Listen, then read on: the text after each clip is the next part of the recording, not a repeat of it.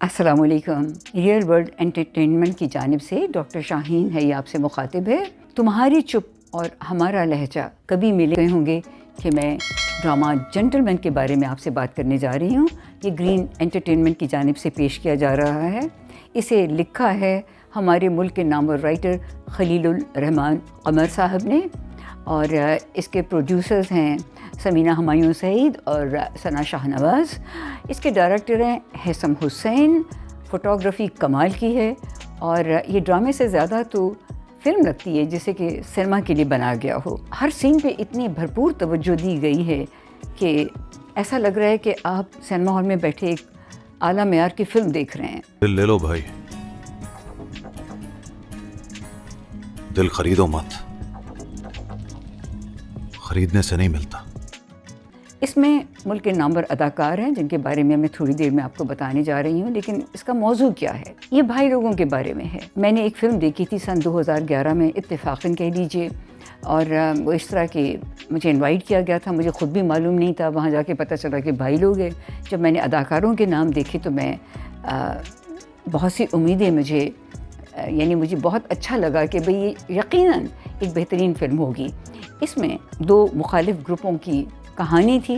اس میں اسلم بھائی کا رول جاوید شیخ نے کیا تھا، اور بھائی ابا ندیم بیگ صاحب تھے. اس میں یہودی ایجنٹ تھا جس کا رول شفقت چیمہ نے کیا تھا، اسرار ڈیوڈ نام تھا. اور اس کے علاوہ شمون عباسی انسپیکٹر کے رول میں تھے. اس میں دوسرے اداکار بھی بڑے نامور تھے، بابر علی، معمر رانا. شفقت چیمہ کا تو میں بتا چکی ہوں، نیر اعجاز، سائمہ، نور، میرا، اور بھی بہت سے نامور اداکار اس میں کام کر رہے تھے.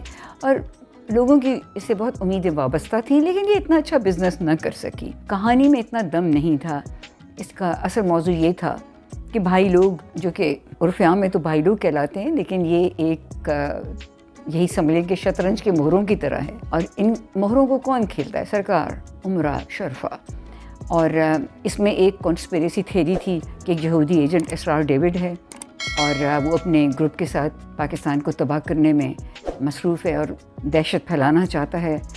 اور اس کی تخریب کاریاں جو ہیں، وہ یہ دونوں گروپ جب مل جاتے ہیں اور ساتھ میں انسپیکٹر بھی مل جاتا ہے تو وہ تخریب کاریاں ختم ہو جاتی ہیں اور پاکستان کو بچا لیا جاتا ہے. تو کچھ مذاقہ خیز قسم کا کانسیپٹ تھا اس میں. بہرحال تو اس سے مجھے پتہ چلا کہ بھائی لوگ کیا ہوتے ہیں. یہ یعنی گنڈے یا اچکے کہہ لیں، جو دندناتے پھرتے ہیں، بھتہ بھی لیں گے، اور پھر یہ بھتہ کس کے پاس جاتا ہے آپ خود سوچ لیجئے. اور اس میں کچھ ایسے بھی الفاظ استعمال کیے گئے تھے کہ یوں تو شہر میں سرکار کا قانون لاگو ہے، لیکن یہاں کے ہر ڈپارٹمنٹ کا فیصلہ بھائی ابا اور اسلم بھائی کے مزاج کے رنگ کو دیکھ کر کیا جاتا ہے، اور لوگ بھی انہی کے مزاج سے اپنے فیصلے کرتے ہیں. خیر، اس سے یہی سمجھ آئی کہ بھائی لوگ اور حکومت کا پرانا گٹھ جوڑ ہے.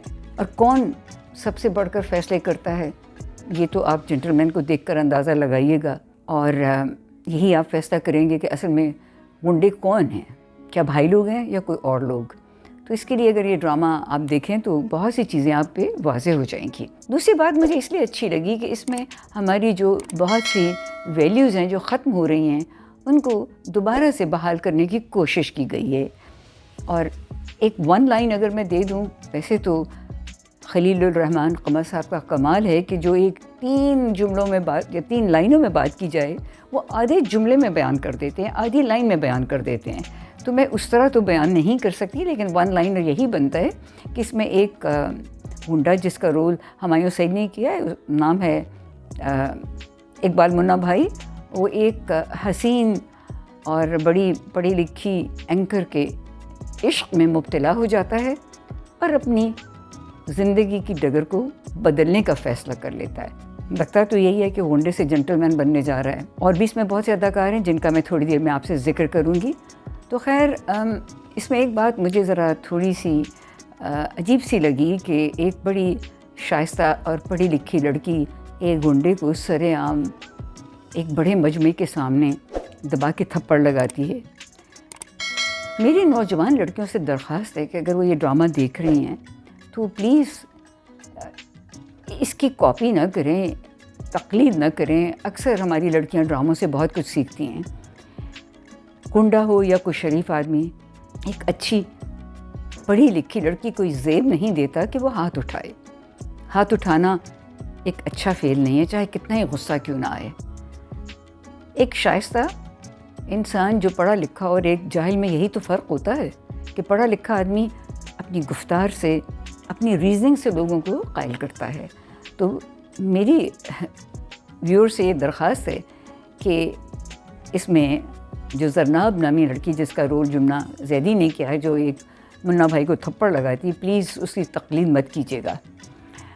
دوسری بات جو اس میں مجھے تھوڑی سی اور لگی وہ یہ ہے کہ جیسے ہی ان کو چابی ملتی ہے زرناب کو، گاڑی کی چابی، تو وہ فر کراچی جیسے شہر میں گاڑی چلانا شروع کر دیتی ہیں.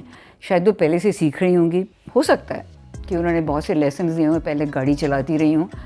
اور اچانک رات کو جب وہ جا رہی ہیں اس وقت بڑی عجیب سی بات ہے کہ کراچی ہو یا کوئی بھی شہر ہو، ایک نوجوان لڑکی کو رات گئے اکیلے گاڑی میں نہیں جانا چاہیے. گاڑی خراب ہو سکتی ہے، پیٹرول ختم ہو سکتا ہے، اور ان کے ابا کو چاہیے تھا، وقار صاحب کو، کہ وہ ان کے ساتھ آتے، گاڑی میں بیٹھ کے جاتے. تو میری یہ درخواست ہوگی نوجوان لڑکیوں سے کہ پلیز رات گئے کبھی بھی، کیسی بھی ایمرجنسی کیوں نہ ہو، اکیلا رات کے وقت گاڑی چلا کے مت جائیے. پاکستان کے بہت سے ممالک میں اس کا خیال رکھنا پڑتا ہے. تو اب آ جائیے اداکاروں کی طرف. اس میں جس کا رول میں نے ابھی بتایا اقبال منا بھائی کا ہمایوں سعید نے کیا ہے، اور مجھے یہ بھی معلوم ہوا ہے کہ خلیل الرحمان قمر صاحب ہندوستانی فلم منا بھائی MBBS سے متاثر ہوئے اور انہوں نے وہاں سے منا بھائی نام لیا. شاید آپ لوگوں نے منا بھائی MBBS دیکھی ہوگی. سنجے دت کی یہ فلم بہت مزاحیہ تھی اور بہت کامیاب رہی تھی. تو خلیل الرحمان قمر جیسے رائٹر کوئی بھی نام رکھ لیتے تو وہ نام چل جاتا، بلکہ ہندوستان والے بھی اس کی نقل کرتے. کیونکہ یہاں پر معاف کیجیے گا ہمایوں سعید منا نہیں، منع کے ابا لگتے ہیں، اور انہیں کئی جگہ لڑکا لڑکا کہہ کر مخاطب کیا جاتا ہے. ہمایوں سعید بہت باصلاحیت اداکار ہیں. انہیں دی کراؤن میں ڈاکٹر حسنات کا رول دیا گیا تھا، اور کیا عمدہ پرفارمنس دی تھی انہوں نے. اور میں ہمایوں سعید کے بارے میں ایک ویڈیو بنا چکی ہوں، اے جیول ان دا کراؤن، اور ساتھ یہ بھی لکھا تھا گوہر نایاب، اور واقعی گوہر نایاب ہیں. ایک اور جو ڈرامہ تھا میرے پاس تم ہو، بہت خوبصورت ڈرامہ تھا. اس میں ہمایوں سعید ایک 8 سالہ بچے کے والد تھے. وہ رول بہت اچھا کیا، یہ بھی بہت اچھا ادا کیا ہے. لیکن اس میں اگر منا نام نہ رکھا جاتا تو شاید زیادہ جچتے. خیر، اتفاق سے اس ڈرامے میں بھی محبت کی تکون پائی جاتی ہے. رحمتی یعنی جو بڑے بھائی ہیں، جن کا رول عدنان صدیقی نے ادا کیا ہے، اور چھوٹے بھائی اقبال منا بھائی، دونوں زرناب کے عشق میں بری طرح سے گرفتار ہیں. اور ابھی جو 12ویں قسط آئی تھی اس میں تو خوب گولیاں بھی چلی تھیں، اور مجھے اس سے قابیل اور حابیل کا واقعہ یاد آ گیا تھا. اس کا ذکر قرآن پاک میں بھی ہے. خیر، تو یہ دونوں بھائی ایک لڑکی کی خاطر ایک دوسرے کے دشمن بن رہے ہیں. لیکن یہاں پر اقبال منا اپنا ظرف دکھاتا ہے، وہ اپنے بڑے بھائی پہ گولی نہیں چلاتا. یہ ابتدا رحمتی کی طرف سے ہوتی ہے. خیر، اور اس کے علاوہ ان کا زرناب کا ایک منگیتر بھی ہے جو کہ اسسٹنٹ کمشنر ہیں، جس کا رول زاہد احمد نے کیا ہے. اور ادھر سے زاہد احمد پر مفرا، ان کی پرانی کلاس فیلو، ان پہ عاشق ہے. اس کا رول سہا علی آبرو نے کیا ہے اور بڑا اچھا ادا کیا ہے. تو خیر، یہاں بھی زرناب اور مفرا اسسٹنٹ کمشنر فارس کی طرف متوجہ ہیں. خیر، یہ تو ہمارے ڈراموں میں ایک ضروری بات ہوتی ہے کہ محبت کی تکون ضرور دکھائی جائے، لیکن اس میں اور بہت سی اچھی چیزیں ہیں. ایکشن بھی ہے اور کمال کی ایکٹنگ ہے. ڈائلاگز بڑے خوبصورت ہیں. جو بات 4-5 صفحوں میں کی جائے وہ آدھے جملے میں خلیل الرحمان قمر آسانی سے ادا کر دیتے ہیں. یہ اس ڈرامے کی خوبصورتی ہے. اس کے ڈائلاگ برجستہ ہیں، ٹو دا پوائنٹ، اور بہت خوبصورت اردو استعمال کی گئی ہے. ایک اور بات یہاں عجیب سی ہے کہ منا بھائی کا لہجہ ایک دم سے کبھی کبھی بامبے والا ہو جاتا ہے. وہ زرناب کے گھر جا کر کہتے ہیں، شاید یہ 11ویں قسط میں ہے، کہ والد سے بھی ملے ہیں، ساتھ میں ان کا دوست بھی ہے دلبر، اور وہاں کہتے ہیں کہ آپ سے 3-4 بار سامنا ہوا تو آپ کو لگا کہ منا اچھا آدمی نہیں ہے، منا کو اپنا امیج چینج کرنے کا ہے۔ یہ خاص انداز تو ممبئی کا ہے۔ جب آپ سے 3-4 دفعہ آمنا سامنا ہوا تو آپ کو لگا کہ منا اچھا آدمی نہیں ہے۔ منا کو اپنا امیج چینج کرنے کا۔ میں ممبئی، جسے کہ بامبے بھی کہا جاتا ہے، وہاں جا چکی ہوں۔ یہ کراچی کی زبان نہیں لگتی۔ اس کے علاوہ بڑے اچھے خوبصورت ڈائلاگ ہیں، بڑی قیمت خیز رائٹنگ ہے۔ زرناب اپنے والد سے سوچتے ہوئے کہتی ہے کہ سمجھ نہیں آ رہا کہ غنڈہ کون ہے، منا بھائی، معظم، رحمتی یا فارس۔ فارس وہی جو اسسٹنٹ کمشنر کا رول جو میں بتا چکی ہوں ظاہر احمد کر رہے ہیں۔ پھر وہ جب ملنے جاتی ہے رات گئے فارس کو، کیونکہ صبح صبح اس کی ٹرانسفر ہو گئی بلوچستان کے کسی چھوٹے سے شہر میں، اور اس نے جانا ہے، وہ ملنے نہیں آئے تو وہ خود گئی ہے گاڑی چلا کے، اور وہاں جا کر جب وہ رکھی ہوئی پیالی پر مفرا کی لپسٹک کے نشان دیکھتی ہے، کپ اٹھا کے توڑتے وقت کہتی ہے، یہ کپ ٹوٹے گا تو سوچنا کہ کپ ٹوٹا ہے یا کسی کا بھرم۔ یہ ٹوٹے گا تو سوچنا کب ٹوٹا ہے یا کسی کا بھرم۔ ایسے ہی اور بھی بہت سے خوبصورت ڈائلاگ ہیں۔ ایک جگہ جب کہ رحمتی منا بھائی سے اس کا مکان خریدنے پہ مصر ہے، وہ چاہتا ہے کہ منا بھائی سے جان چھوٹ جائے، وہ کرنگی سے چلا جائے، میدان صاف ہو جائے اور وہ زرناب سے شادی کر لے۔ اس پہ منا بھائی کے بڑے اچھے ڈائلاگس ہیں، دل لے لو بھائی، دل خریدنے سے نہیں ملتا۔ پھر جب رحمتی اس کو 20 کروڑ کا لالچ دیتا اور کہتا ہے کہ 20 کروڑ لے لو، یہ مکان میں خریدنا چاہتا ہوں، تو اس کا جواب ہے کہ اگر میں نے یہ پیسے نہ لیے تو آپ مجھے کل 12 بجے مار دو گے، اور اگر میں نے لے لیے تو میں آج ہی شرم سے مر جاؤں گا۔ تو میں نے سوچا ہے کہ میں کل 12 بجے تک جیوں گا۔ دونوں طرف موت کھڑی ہے۔ آپ سے پیسے نہ لیے تو کل 12 بجے تک آپ مار دو گے، پیسے لے لیے تو شرم سے آج ہی مر جاؤں گا، اس لیے فیصلہ کیا ہے بھائی، کل 12 بجے تک جیوں گا۔ پھر میرا خیال ہے 11ویں قسط میں یہ منا بھائی اپنے دوست دلبر کے ساتھ جب جاتے ہیں زرناب کے گھر، تو ان کے والد اور بھی موجود ہیں، زرناب کے والد وقار صاحب، اور وہاں وہ یہ ایک خاص جملہ کہتا ہے اپنے ابا کا حوالہ دیتے ہوئے کہ ابا نے کہا تھا اگر کسی عزت والی کی جان بچاتے ہوئے مر گئے تو میں سمجھوں گا تو شہید ہو گیا ہے۔ وہ کہتے تھے عزت جان سے قیمتی ہوتی ہے، اگر تو کسی عزت والی کو بچاتے ہوئے مر جائے میں تجھے شہید بولوں گا منا۔ تو یہ بھی ایک بڑا معنی خیز جملہ ہے۔ اب 12ویں قسط میں تو خوب گولیاں چلی ہیں جیسا میں نے بتایا، اور اس میں یہ دکھایا گیا ہے کہ منا جو ہے وہ جیسے کہ مر گیا ہے، زرناب بھاگتی ہوئی اسپتال جا رہی ہے، رحمتی بھی کچھ ایسے جملے فون پہ کہہ رہا ہے، اور مجھے یقین نہیں منا کو اتنی جلدی مار دیا جائے گا۔ بڑی بری خبر ہے، وہ منا کو کسی نے مار دیا۔ یہ اچھا نہیں ہوا رحمتی۔ منا مر گیا ابا۔ وہ بچ جائے گا، اور ہو سکتا ہے زرناب اپنے شوہر میں جس صوفی کو تلاش کر رہی تھی وہ اسے منا بھائی کی شکل میں مل جائے۔ اور اب یہ دیکھنا ہے کہ کیا زرناب اور منا کا ملاپ ہوگا یا نہیں، یا پھر میرے پاس تمہیں کی طرح جیسے دانش کو مار دیا گیا تھا، اور وہ اس کا آخری جو شو تھا یعنی آخر قسط تھی وہ سنیما ہال میں دکھائی گئی تھی، وہاں خواتین کے آنسوں کے تالاب جمع ہو گئے تھے۔ تو امید کرتی ہوں کہ اس ڈرامے کے ساتھ ایسا سلوک نہیں ہوگا اور منا کو شہید نہیں کیا جائے گا، بچ جائے گا، اور ہو سکتا ہے کہانی میں آگے جا کے اور بہت سی خوبصورت چیزیں آئیں۔